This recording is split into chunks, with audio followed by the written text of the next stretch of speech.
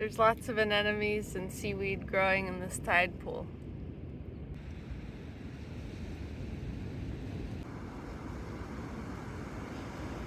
This seaweed growing on the rocks looks like 6-inch tall palm trees. There's a couple of starfish hanging to the wall right here.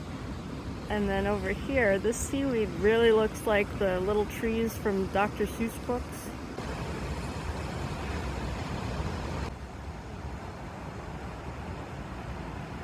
Some spiky purple sea urchins in this tidal pool.